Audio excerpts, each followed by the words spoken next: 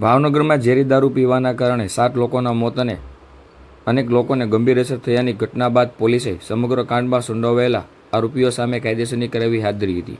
આર્થિક લાભ મેળવવા માટે સિન્ડિકેટ રચી ઝેરી કેમિકલ યુક્ત લઠ્ઠાને ઇંગ્લિશ દારૂ તરીકે તૈયાર કરી બોટલોમાં ભરવામાં આવતો હોવાનો ખુલાસો થયો હતો.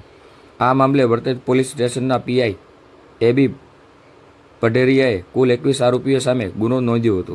આરોપીઓ પર સસ્તા ભાવે ઝેરી દારૂનું વેચાણ કરી લોકોના મૃત્યુ થતાં ગંભીર ઇજાઓ પહોંચાડવાનો આરોપ છે.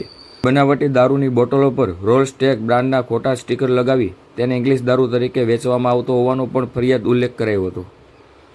પોલીસ ફરિયાદ મુજબ આ સમગ્ર કાવતરામાં ભાવનગર તેમજ ઉજ્જૈનના શખ્સોની સંડોવણી સામે આવી હતી.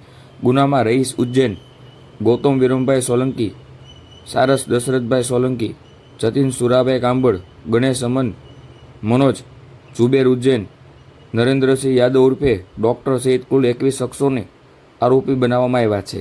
આ ઉપરાંત ધર્મેન્દ્રસિંહ બટુકસિંહ ગોયલ અને મનદીપસિંહ પૃથ્વીરાજસિંહ ગોયલ, સારસ ઉર્ફે પપ્પુ લાલજીભાઈ ચુડાસમા, અર્જુનસિંહ કાળુબા ગોયલ, સંજય રાવતભાઈ ચાવડા, જયદીપ સુરજભાઈ મકવાણા, ભાર્ગવ કનૈયાલાલ ભટ્ટ, વિવેદ અર્જુનભાઈ ભરવાડ, રોહિતભાઈ ચૌહાણ, કેવળ રમેશભાઈ સોલંકી, સુખદેવ બદાભાઈ સલાટ અને હાર્દિક બારિયાના નામનો પણ આરોપીઓમાં સમાવેશ થાય છે.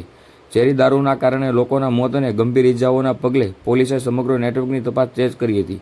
દારૂ બનાવવાની લઈને તેને બોટલમાં ભરવા બનાવટી સ્ટીકર લગાવવામાં આવે, બનાવવાથી લઈને તેને બોટલમાં ભરવા બનાવટી સ્ટીકર લગાવવા અને વિવિધ વિસ્તારોમાં સપ્લાય કરવા સુધીની કડી શોધમાં માટે તપાસ હાથ ધરવામાં આવી હતી.